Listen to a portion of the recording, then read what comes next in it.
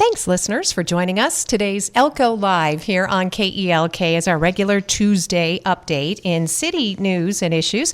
And we're so pleased to welcome our Elko City Planner in studio today. Cathy Laughlin joins us. And Cathy, spring is always a great time for renewal and to catch up. And there's a lot to look forward to in the city of Elko. There sure is, and thank you, Lori, for having me again. We appreciate you being here. You can tell us all about the infrastructure grants, the storefront grants, demolition grants. There are all kinds of incentives that the city offers through the RDA to help property owners, business owners throughout our community to really enrich and enhance the quality of life here. So there really is. We have a great redevelopment agency. It does consist of our city council, and we have worked really hard in the last 10 years to show improvements with that funding that we do receive. So it is a tax incentive funding, and within the redevelopment area, which is the majority of the downtown. And, just recently we finished that downtown sidewalk project. That was about a $2.3 million project. It really changed that appearance, and that's what the funds are supposed to be for, right? So we have a future project in the works coming up. It will take us a few years to build up a couple $1 million to do the next project, but in the meantime, we do have the grants available. And right now, on the 31st of this month, the storefront grant does application period ends on the 31st, and that is up to $25,000 for a $50,000 project, and it includes anything on the outside of your building that faces towards the right-of-way, so the street or the alley. And so we're talking demolition, siding, new windows, new door, new sign, new stone, new anything, paint, lighting, awnings, any of that would qualify for the storefront grant. It does require a complete transformation of the building, right? So we don't want to just have this so it would be similar to a maintenance where I just want to get the grant to repaint my building because I need to paint it. So that's not a qualification of it. It has to have a transformation, meaning 2 or 3 things to do with this storefront. We also have the infrastructure grant program. That won't open up again until July 1st, and that application period is from July 1st to the 31st. And that covers anything to do with bringing your building up for ADA accessibility. Maybe you need a new water line or a backflow preventer or a fire suppression system. But it's kind of hard to qualify for that infrastructure grant. There's only 2 ways you can qualify. It could be a building that sat vacant for over 12 months and it loses everything that it was grandfathered in on, or it would be a change of use. So meaning that it was maybe previously a dental office and it's going to a restaurant, and you'd have to put in fire suppression system for that, or maybe an upgraded water line or an ADA bathroom. So that's where that grant comes into play. The demolition grant, we don't have an application period for that. It's open all year long. And that grant it's an important grant for the redevelopment area because some of these buildings and some of these structures are just not salvageable. And the redevelopment area is based on a tax increment. And so we want to see that tax increment grow. And the way our tax structure is built right now, a building is assessed at what it was assessed at, 60 years ago when it was built, and it just depreciates down, and it's not the value of what actually that building is worth.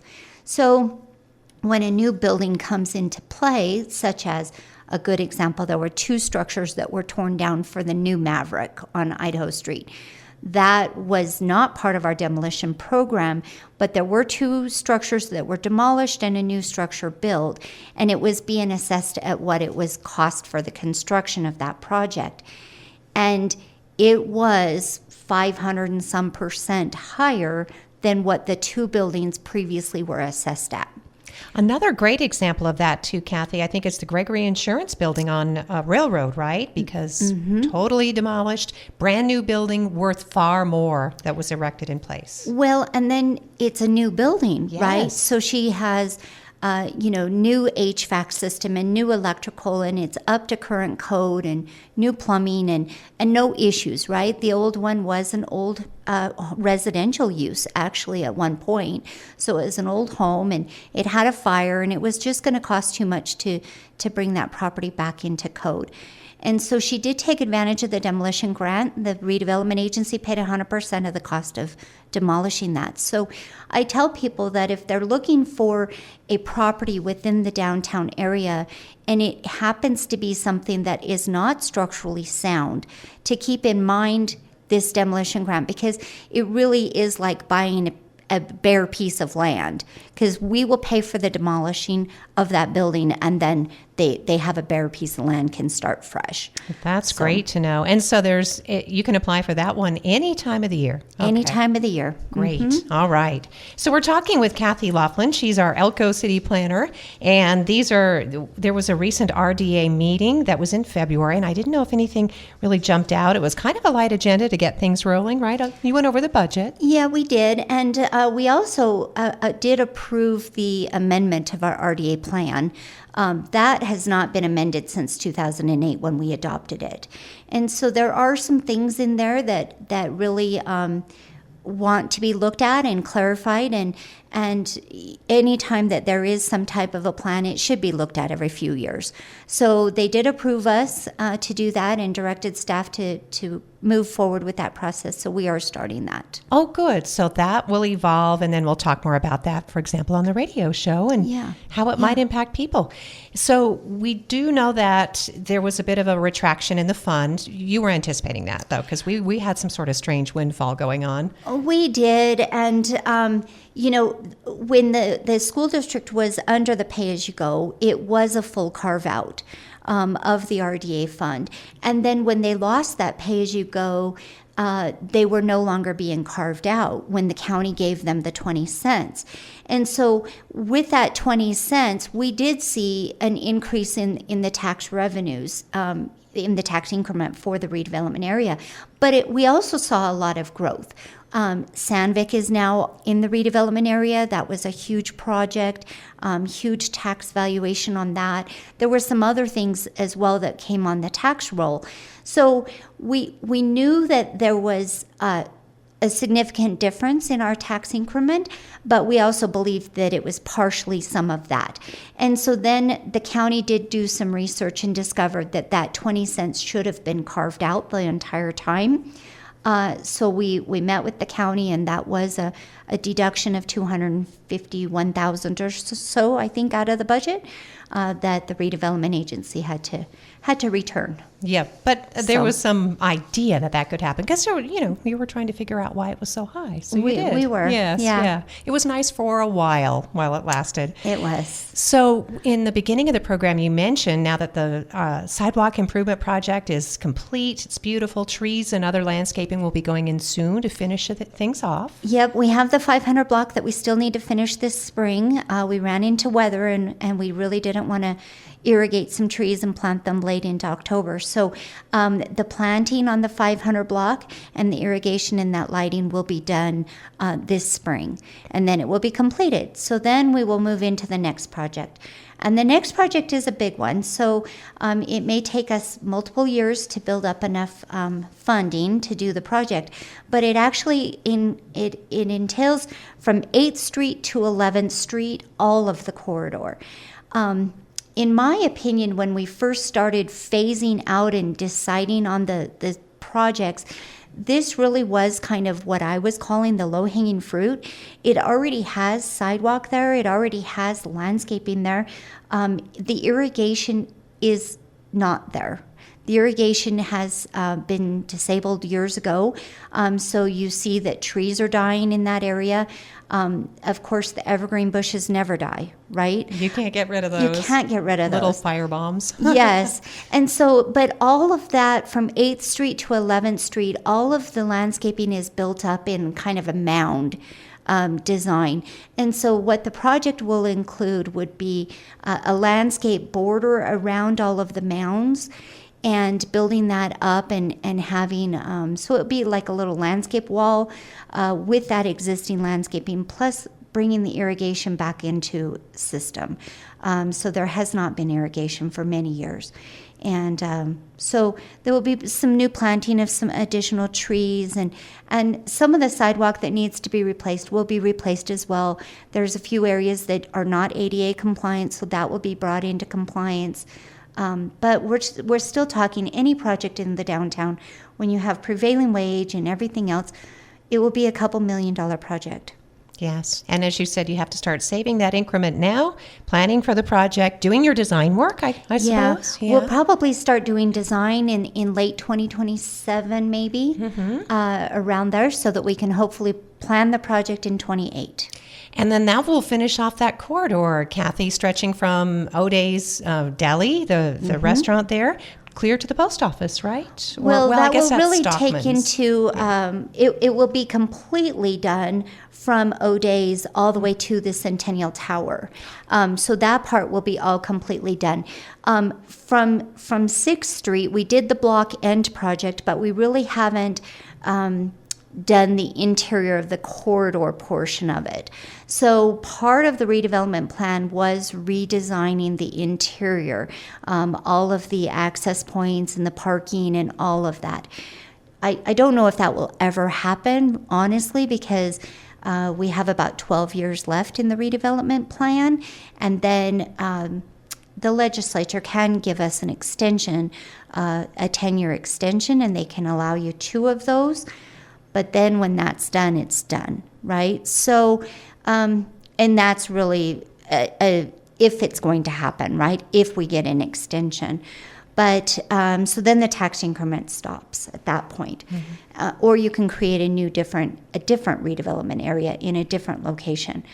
But the plan was to finish that entire corridor all the way from the post office on 3rd all the way to 11th Street. So there's still plenty of work to get done in that area.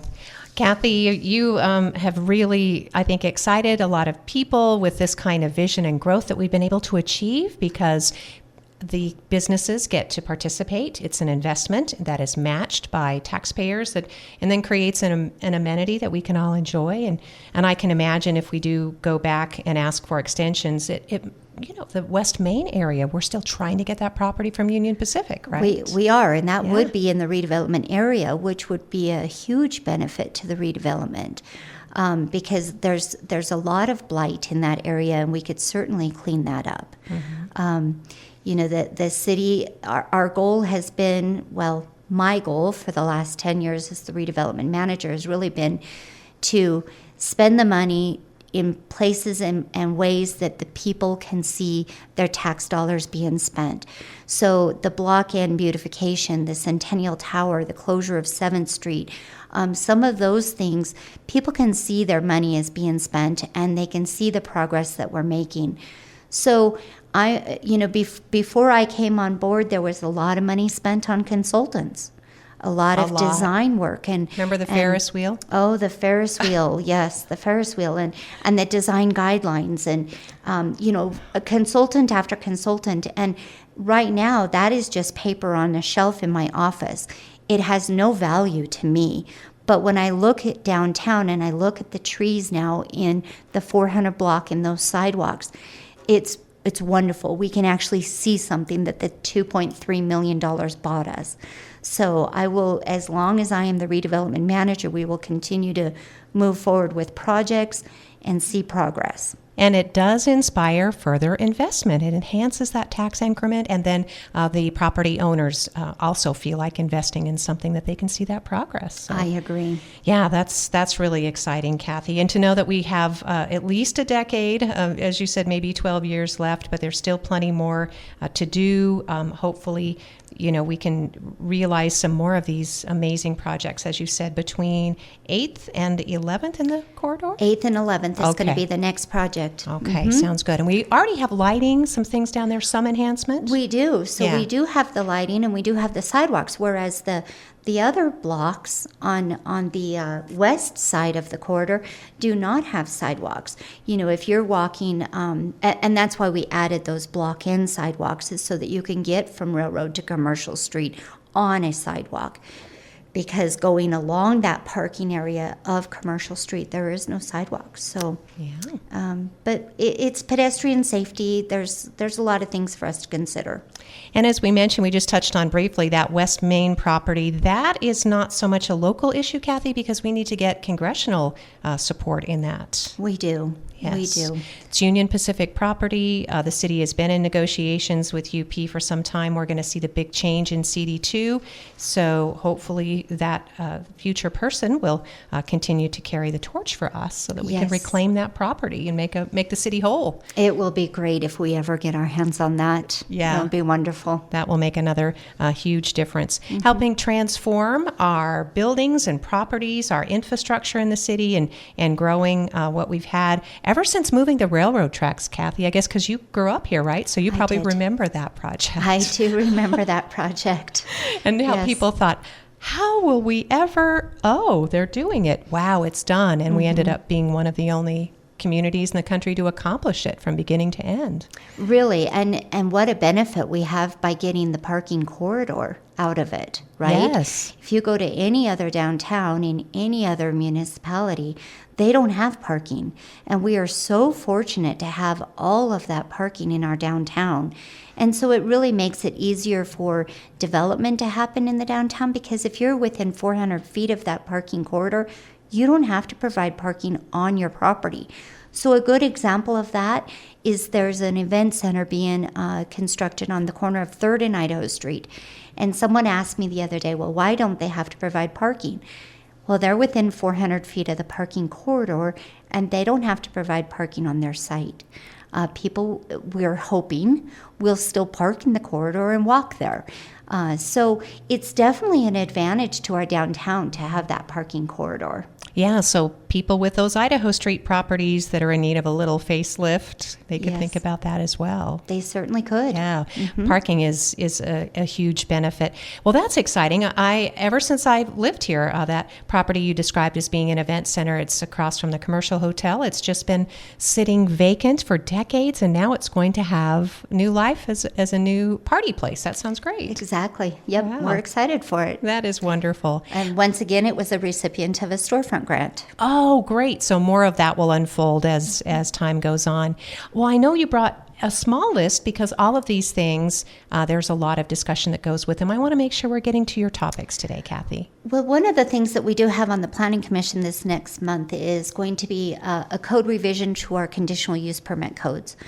And it's kind of an important thing for us to amend our code by ordinance every once in a while when it's necessary. And this one was really triggered from after COVID. What we saw after COVID was an influx of home occupations. And because people wanted to stay at home and work from home, but they still want to make money and do a business. And we want to encourage people into creating a business, but they really can't afford to go and rent a place, a storefront on Idaho Street to sell their merchandise, right? So we want to encourage the businesses, but the way our current code reads with the conditional use permit for a home occupation is it limited each residence to one. And that just didn't work after COVID. So we saw that. We've been working on some changes for a couple of years on that section of code, and we are going to be presenting that to the Planning Commission, which then it will go into City Council for adoption. But it really helps with small businesses, I believe, in the home occupation. But it also limits, because we want to protect you as a neighbor, but we want to protect you as a business owner as well. So it limits the number of people that can come to one residence per day for any business. So if you have up to 3 businesses in that home, you're still limited to the number of people. So we don't want to see a lot of business and traction and activity in your neighborhood. We want it to still remain as a residential use neighborhood, but we want to give you a little more flexibility in being able to have more than one business. Well, that sounds like an awesome compromise. I mean, Cathy, folks could probably make comments on this once it gets presented, would you say? It will be a public hearing at the Planning Commission, and it will be a public hearing at the City Council as well. Okay. And you did take in, as you said, when you were developing this, you looked at other current codes or talked to folks? Or We did, and as well as looking at state regulations, right? One of the things that we do restrict from having a home occupation is anything that is controlled under the Board of Cosmetology. Because they are going to have more than 5 people per day to their residence, most likely, right? Either being a massage or a nail technician or a hairstylist. So those we did restrict them from being in a home occupation, as well as any like gathering of large amounts of people. But we've had home occupations in our code for many, many years. We just wanted to give it a little bit more flexibility and a little more clarity, and this will do it. All right. So that'll be more to come on that, appearing first at a future City Planning Commission meeting and then going before the City Council. So folks will have a chance to comment. But it sounds like a real proactive thing to do, Cathy. It is. And I'm sure something our city clerk has been able to also maybe consult on. I know she issues the business licenses. So, yeah. Yeah. And if they're going to work their home or their business out of their home, they have to get a home occupation permit from the planning department prior to getting a business license. So we worked side by side in that. So there you go. It's all about protecting neighborhoods, as you said, in addition to assisting small businesses. I bet the Chamber of Commerce would be a huge help if you needed them to. They have a lot of small business members in the Chamber membership. So, they do. Yeah. So another topic that you wanted to talk about today? Well, we just have a lot of subdivision work coming in, and we're excited about the subdivisions. I know everybody is always asking about housing, so there's some variety of housing options coming in on the market with these new subdivisions that are being proposed, and we have another meeting this week on another subdivision, and so I think that and what we call that is the stage 1. That's the very first stage that we have, and they take that information from that meeting and then create their tentative map and bring that in for approval. It is a long process to get a subdivision through between the city and the state and everywhere, but we're excited to see on both the north and the south side of town some different housing options and some different housing subdivisions, and we're here to support all of that. I know when Dale Johnson comes on the program, he talks a lot about the infrastructure because the city tries to stay ahead of that, anticipating where this growth might occur, water tanks, pipelines, that kind of thing. Yeah, and we did recently have a conversation with another developer about a North Fifth Street area, and really that North Fifth Street area, we can't serve it right now the way it is. It will require a booster station on our City of Elko property at the end of North Fifth Street, and in order to serve a portion of it, and then it will require a tank to serve the rest of it. But the preliminary design that we've seen are hundreds of houses in that area, and with that would require the tank and require the booster station. So the city has to look forward and figure out how we're going to accommodate that kind of utility, how we're going to accommodate that kind of sewer, and how we're going to accommodate that kind of traffic as well. So there's a lot that we look at, and when people bring us these ideas of a subdivision and a design, we look at long-range planning more than anything. Is how are we going to support this? But beyond that subdivision, what is beyond that? Do we still have city land that's within the city boundary beyond that? And how are we going to serve them? And sometimes it means that we tell the subdivider that they need to leave an access road that supports that additional property behind them. And we did do that on Bergeron on one of the subdivisions up there. So, we have to look at long-range planning. It's not just what is this design here and let's, stamp approval of it. We have to look at how is this going to support the city and how are we going to support it with utilities. Right. I think there are a lot of lessons to be learned. I don't think anyone anticipated that, say, Spring Creek would grow the way that it has, Cathy, but they are experiencing a lot of growing pains as a result of maybe not this kind of planning that was done in the past. So So yeah, they needed planning. Yep. Yes. So Yep. so that's exciting news. We did want to circle back with you, maybe find out about. I know the Elko Inn is kind of a disappointment, right? Oh, it was so disappointing to Yeah. the city of Elko. Once again, redevelopment agency really tried to purchase the Elko Inn for the back tax payment. They came in at the 11th hour and made the payment, and very disappointing. But that also triggered the redevelopment plan amendment, and because once we were disappointed in not being able to purchase the Elko Inn, we started looking back at the redevelopment plan on how the redevelopment agency can actually acquire property. And there's lots of ways that we do not have in the plan that the state allows redevelopment agencies to acquire property. Now, everyone hates the word eminent domain. I don't like the word eminent domain, but in a sense that eminent domain benefits the community in a sense of beautification and elimination of blight on a property that has been vacant and transient and a nuisance in our downtown, then I do believe that eminent domain would be a great option for the redevelopment agency. But it's not written into our plan. So one of the amendments that we are proposing is other ways that the agency can acquire property. But there will be very strict restrictions in there. So we can't just, go and take Sally's house over on Commercial Street because we feel like we want Sally's house. Like, that's not the way it's going to be written in there. There's going to have to be criteria that the agency meets in order to even consider eminent domain. Yeah, there are a lot of considerations, Cathy. Eminent domain is a long-standing, property term that deals with property that's languishing, that is losing value. It's impacting neighbors. I mean, there are sanitary and health reasons, as you said, a nuisance or what's known as an attractive nuisance. There are just so many reasons that a city or a community, because I'm sure you still hear complaints about the Elko Inn. It's a once beautiful, vibrant property, and now it's just allowed to become dilapidated by a Utah owner, an out-of-state owner. Yeah, that doesn't really care. No, just we've has tried it, everything. Yes, has it on their tax rolls or something. The city, they pay their property tax, but we went without all that tax for months and months and months and went through legal proceedings, which cost the city, Cathy. So, well, he didn't pay his tax bill for 3 years, and so it went into the treasurer's trust.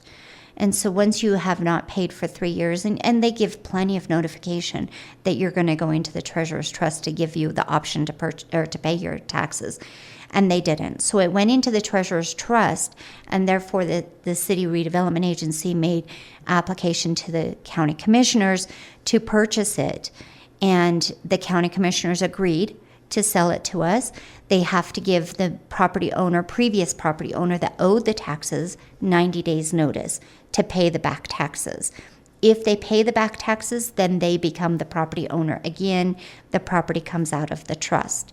And they waited on the 90th day at 4 o'clock in the afternoon and paid the back property taxes. Wow. So the agency was not able to purchase the property. Sounds like they don't have much respect for the city or community of Elko, Cathy. That's unfortunate. Yeah. But we can keep watching it. As you said, that's one of the reasons the code revision for the CUPs is up for revision. So yeah. It is. And we look at all of these type of things in all of our properties in our codes. Mm-hmm. So the Elko Inn was a big one. There's another one that I think the property is in private hands, but that the Wells Fargo building, it's just been sitting for a long time, right? It did recently sell. That's exciting. Mm-hmm. We're excited about who purchased the land. He has great intentions for that property. He will be using it for his own personal office, so it won't be there's been a lot of rumors going around town about it being, a variety of different things, right? But he will be using it for his office. It's a local engineering firm, and we're excited for that. He does have good plans. He's shown the city on the renovation on the outside as well as the inside, and it will be great to get that back being utilized, and our goal is to put people in the downtown, right? We don't want to see vacant buildings, and we had 2 corners of that intersection with vacant buildings, and we don't want to see that. We want to see people working and living downtown and utilizing the downtown. Yes, in fact, in our last topic, the city at once had even, and so had the county, looked at that building for a potential city or county headquarters. But now we're embarked on City Hall, right? Making a new City Hall. We are. I'm not sure when it's going to ever happen, but we'll see. We do have money set aside, though, right? We do. That's different. I mean, the city has been planning for this and putting money aside. Is it about $8 million you have saved, or? Yeah, it's the building itself is going to be a little bit more than that, so it's going to take us a little bit more to get to that point. But okay. When you have site improvements as well and a few other things, and then we'll have some demolition. Yes. Right.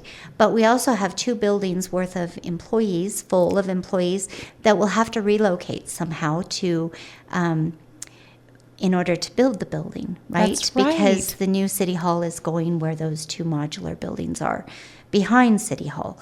So there's quite a few of us employees in those buildings, and we'll have to relocate for a short period of time and get the building built and then move in. So we're excited.